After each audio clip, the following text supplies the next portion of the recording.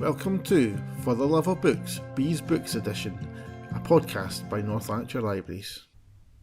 Hi, this is Pari. And this is Jenny, and we're here to talk about Bees books. Yay! This did time it right. we made eye contact. Yes. That's what was missing the last time. So I am super excited about this week's theme that Bee gave us because I think it encapsulates two of my favorite things, food and adventures. Excellent. And it's called Snacks and Supplies. Indeed. I don't know why I said supplies, but it's snacks and supplies like a normal person, or if you want to be weird, supplies. Yeah. So, what's the book that you have? So I have chosen the book Lessons in Chemistry by Bonnie Garmis. Okay. And I want to talk a bit about the cover later on as well, harking back to one of our other podcasts. Right. But I can see a rainbow and possibly some kind of animal that might be a unicorn. So I need to know what you're doing. So What are you talking my about book today?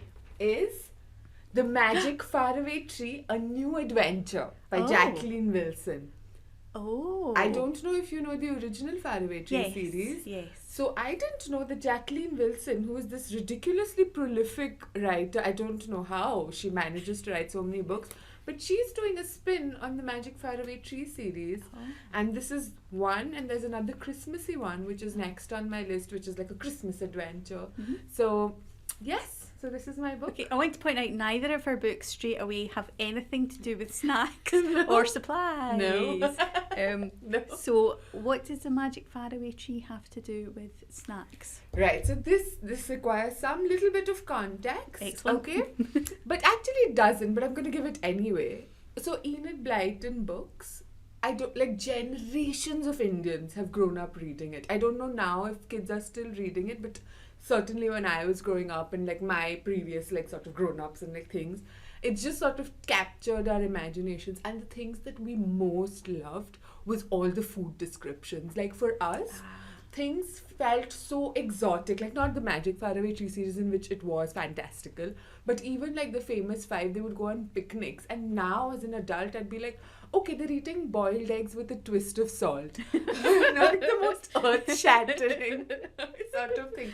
But you know, when we were growing up, and obviously we used to grow up with different kinds of Indian foods, so reading about all these picnics and the midnight feasts at Mallory Towers and all the farms that these people used to go to or have like under, like they were hiding from smugglers and having like these made up picnics and feasts, it just completely, we were so obsessed with it.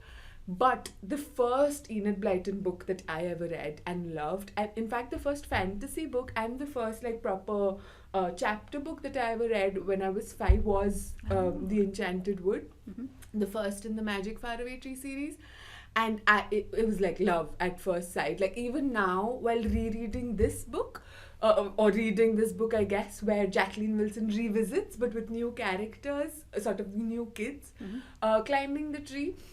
So I should tell you what the Magic Faraway Tree is, I guess.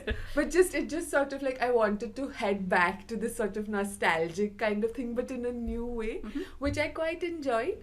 And so there's lots of different kinds of food in it, and it's also an adventure because the Magic Faraway tree lives, in the Enchanted Wood, which these 3 kids, they, sort of stumble, they have a cottage next door, they come for summer holidays for 6 weeks, and they find this wood, the Enchanted Wood, and then they find the Magic Faraway Tree, which is like, it's this magic tree, and it has like a bunch of like increasingly ludicrous characters living in it.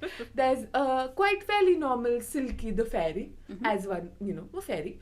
There's an angry pixie. That's the first person you meet on the Faraway Tree, who is often like throwing jugs of water or onion soup or like whatever he has, because he's very angry. Everyone's like looking at him like, he doesn't have any privacy. So they climb up, then they meet Silky, who's nice and often gives them food. And then they go up a little more, and there's like Dame Wash-A-Lot, who washes a lot of laundry. It sounds a bit like me. But do you do what she does, which just tips the water over and like drenches? No. So you've got onion soup, and then her water comes and Nice. helpfully washes it away, which is great. And then further up you go, I think there's a couple of other people from the original series that are not in this series, from what I remember. But at the top of the tree is Moonface. That's the only character I remember from the original ones. Guess why his name is Moonface? Tell us. His face looks like a moon. There's no code there. Oh, there's also Mr. What's his name? I forgot about him. His name is literally Mr. What's his name. Oh, okay. Because there was a whole plot point in the original books, which I still remember, that at one point he kept getting irritated that nobody remembered his name. So he goes to the land of secrets and whatever. I'll tell you about the lands at the top of the tree. But he finds the secret of his name or something like that. And he learns it, he tries to memorize it, but it's so long and so overly complicated that he's just okay, Mr. What's his name is fine.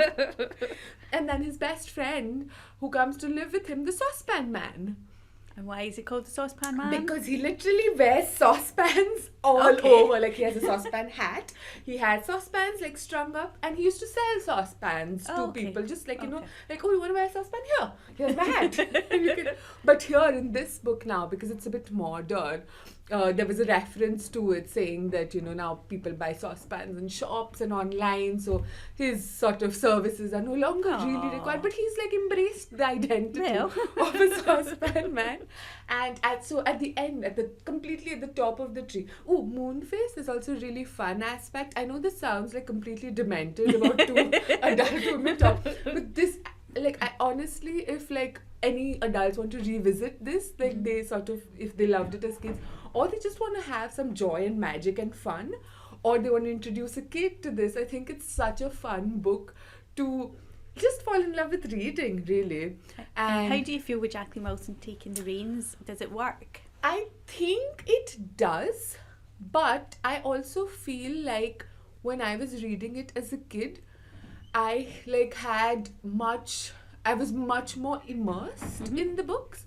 And because everything felt so magical. So at the top of the tree, there are all these different lands that every few days or every other day, there's a different land that comes on the top of the tree. So you can climb up.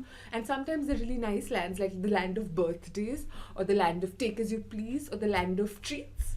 But sometimes they're really bad lands and they're not fun at all. In this one, they had a fun land. One was full of unicorns. Excellent. One was of bouncy castles. And one was of dragons, which was not fun.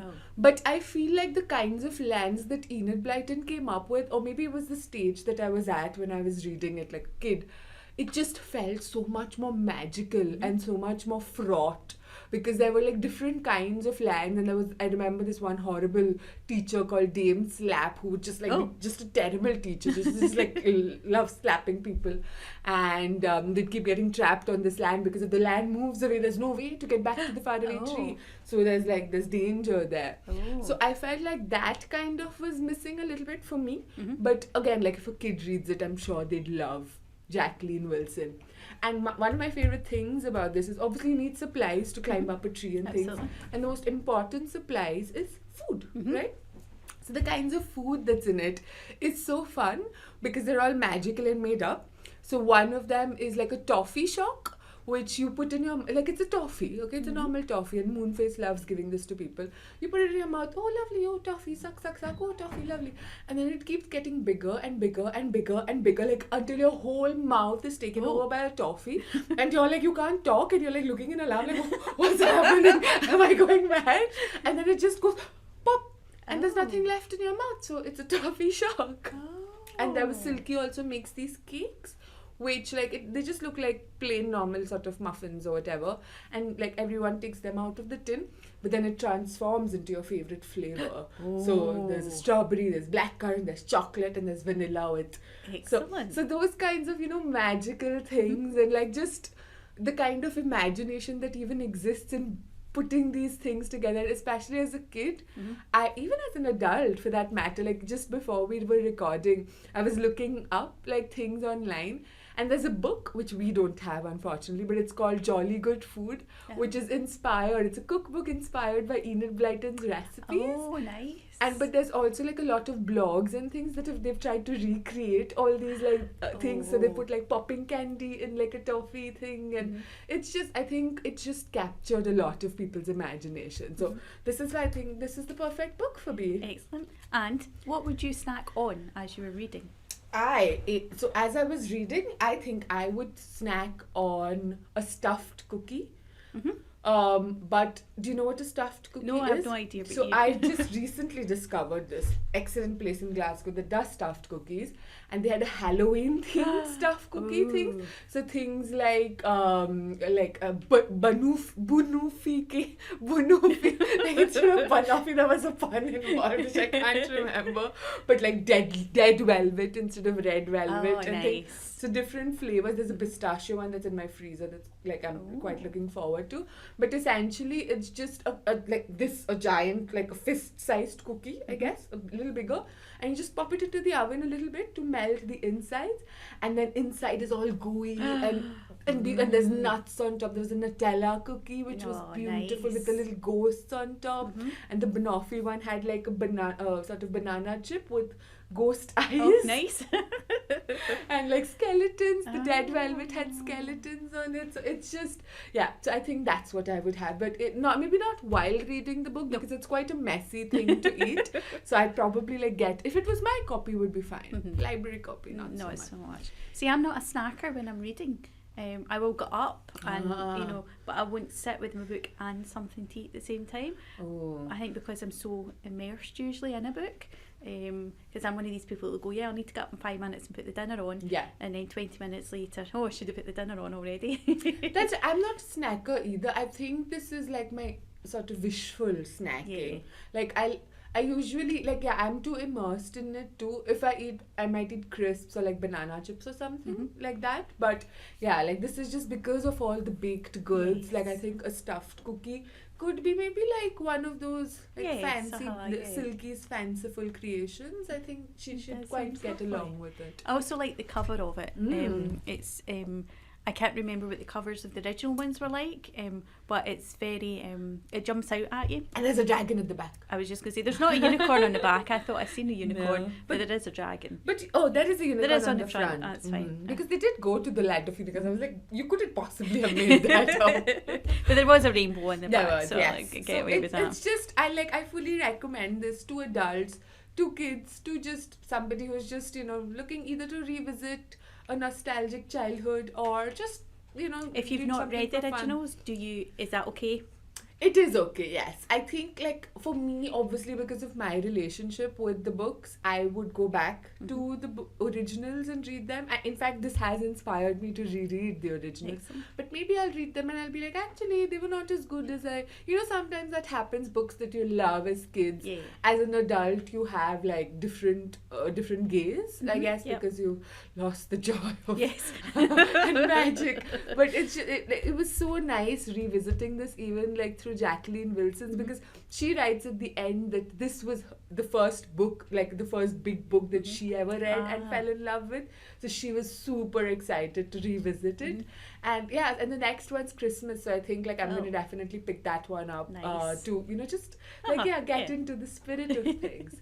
So now enough about faraway trees and moon faces. Tell me about your book. So, Lessons in Chemistry. It is a fabulous book and I would recommend it to everybody. However, go and read it before I start talking about it, because I'm going to spoil it a wee bit for you, because it's one of those books that you want to talk about. So basically it's set over sort of between 1952 and 1964-ish. And it has very much that feel of, as you were talking earlier, kind of nostalgia-ish, even though I wasn't alive then. And basically it's this woman, Elizabeth Zott, who wants to be a chemist. And obviously women in that era, that wasn't really a thing. So she tries very hard. She goes and she tries to do her PhD. Something bad happens to her, so she has to drop out. Then she finds another place. It's all set in America, sorry, I should have said that. And she gets somewhere else, and the story basically begins by telling you that 10 years later, she works with the TV. She does a cooking show, and she's basically writing a wee message to her daughter to put in her lunchbox to take to school. And then the daughter comes home, and basically she finds out her daughter is giving her very nutritional lunch to somebody else. So Elizabeth goes and speaks to the dad of said child, who works in television, and basically she gets into television through that, not on purpose, but through that.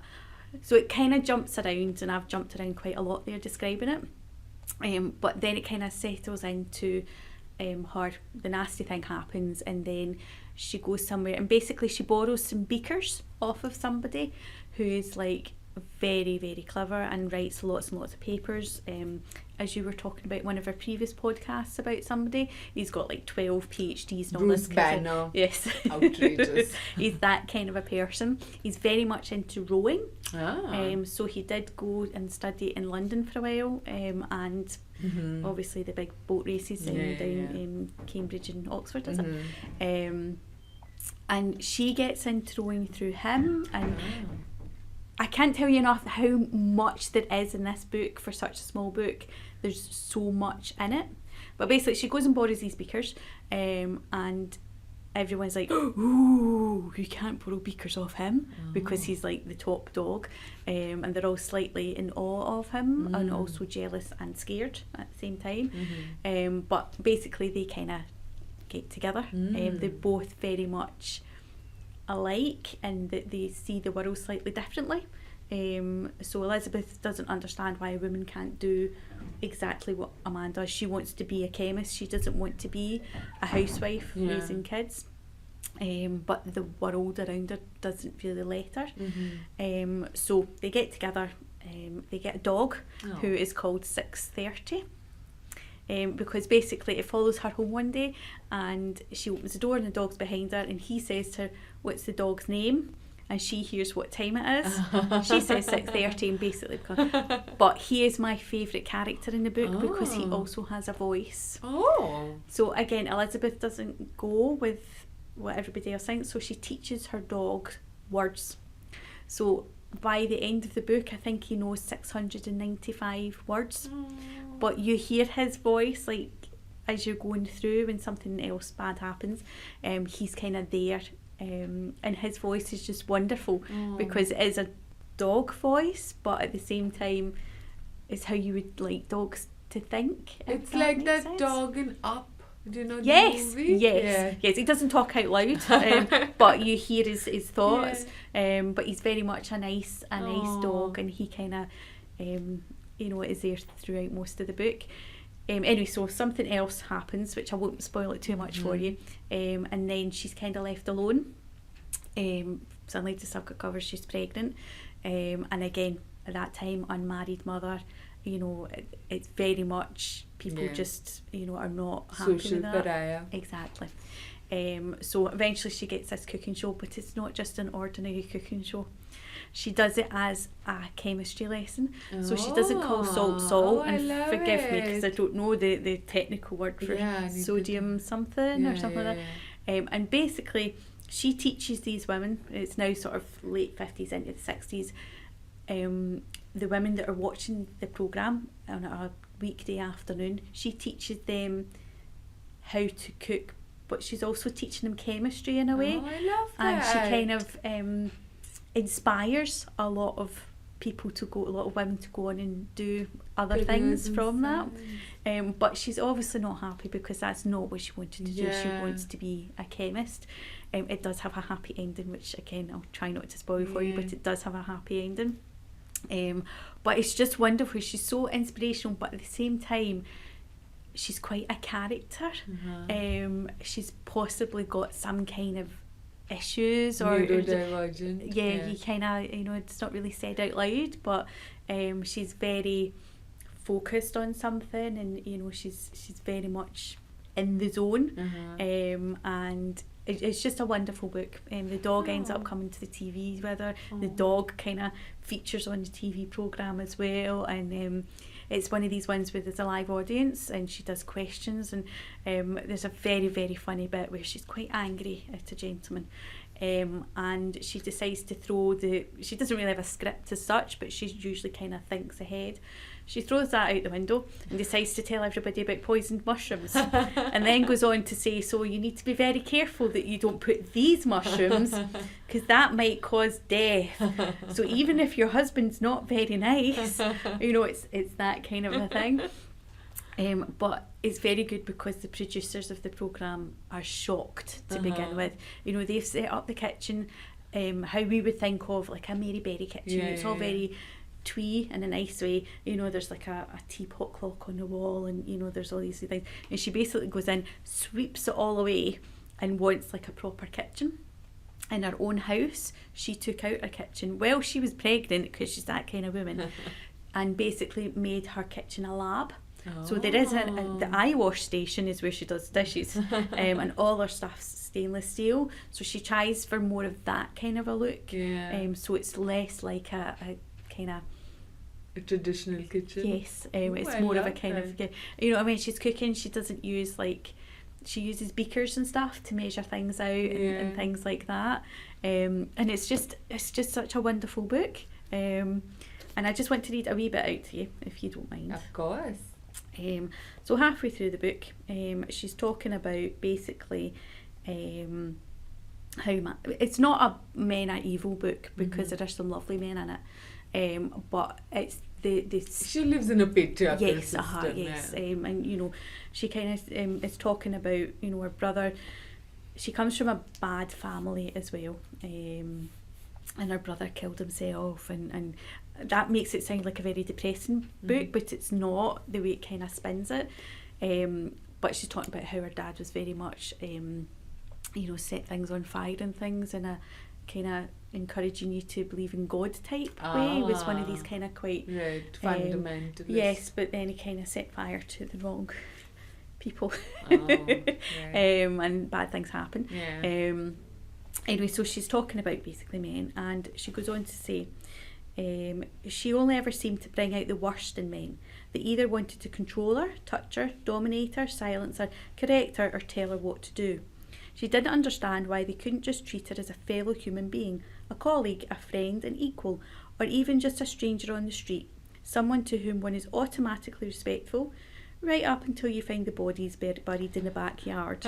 And I thought that was very telling, that why would you treat somebody different until you know them? Just be a wee bit respectful, whether man, woman, whatever. So there's a lot in it. No, you've completely sold it to me. I especially love the idea of obviously she was very unhappy in the kitchen and on the TV show, but I love this idea of there should be a TV show, I think, of somebody bringing cooking and science together, but owning it. So obviously now there would be room for that, but just making it fun and making I think that's such a more fun way to learn about science and more everyday applications of science, that you wouldn't be it sodium and baking, for example, is all chemistry, or if it's poisoning your husband really annoys you too much. Exactly. In the Great British Bake Off, the current season, there is a chemist. One of the contestants has background in chemistry, and he's killing it. He's so good at it. So obviously there is there's a crossover there. So the supplies here are obviously the scientific, the chemical chemistry supplies. The beakers, which kind of starts the whole story. Oh, I love it. But also the cooking, and it's quite funny. At one point, she gets quite down, and basically every show she's cooking, she's making cookies. Every time. But I love it because there's people the crowd now is just full of women. There's queues right down the street whenever they're filming, and they all come with their notepads, and they all basically sit, because obviously there was no recording technology or anything. You couldn't go and set your thing phone. Record it. Exactly. So everyone's writing everything down, and it's lovely. Whenever she finishes an episode, she always says, "Right, children, go and lay the table. Your mother needs a moment to herself." And when she finally decides that she's not doing it anymore, she finishes it off with a kind of similar sign off. That's lovely. But she's just a wonderful character. Our child, who I've forgotten the name of actually, is very... She doesn't raise her child like people would. Yeah. She just assumes that her child will know everything. Yeah. And so, you know, when our child's like put into school a year early because she needs to go to school, but she already knows more than anybody and possibly some of the teachers. You know, she speaks several languages, you know, that kind of a thing. She knows her history. So you can understand why 6:30 also manages to learn. Yes, sorts of course, as a dog does. But he's lovely as well. He's had a troubled past as well. He was trained as a bomb squad dog, but was a bit scared of getting blown up. So kind of disappeared from that and then made his way to her. So everybody seems to have like a... They've all found each other. Yes. Okay, so I have a very important, unrelated, but related question. So, if, like, you know, we've spoken about food and, like, snack supplies, if you had to choose a food from any of the books that you've read, like, throughout your life, what food would you most want to eat for lunch today? For actual lunch? See, I was going to go with Bertie Bott's every flavoured bean, but that's not lunch. I mean, it could be like a dessert, a snack. Yes. Yes. Oh, that would be good. Yeah. Wouldn't you be scared that you'd get like sock flavoured? But that's all part of the fun. See, I have like a huge, like a very low threshold for disgusting stuff. So I think like if I got some like vomit flavored stuff, it would just put me off of the beans and food maybe. I think you'd have to have something else sitting by the side. If you get the dodgy one in a packet of those sweets that are, there's a coffee one in them, and you get the coffee one, you need to have another sweet to get rid of the I would quite be happy with the coffee one. No. So not like a cup of coffee to go with. No, exactly. But I don't know, like the proper lunch food. I do like a picnic, I have to say. So I would quite like a Famous Five kind of picnic, as long as there was jam tarts. Yeah, they always seem to find these farms no matter what adventure they're on, and the farms always have like freshly churned butter, freshly made bread, jam, like all these farm wives are just like making this. Yeah, so that actually sounds good. Maybe not today because it would get quite soaked in like Scottish weather. It's a miserable day. But yes, that does sound really nice. So I think that B hopefully is quite happy. I'm excited about both our recommendations. I can't wait to explore yours. Do you think B would be satisfied? I think so, yes. And do you think she has any ideas for what the next episode She does. So our next episode is all going to be about heroes or villains. Oh, right. Oh, well, I have to say I do have a soft spot. I have all the corners and spots for villains. I love a well-told villain. Yes, exactly. So I can't wait. Yes. But yes, thanks so much for listening. Yes, and we'll see you next time. Bye. Bye.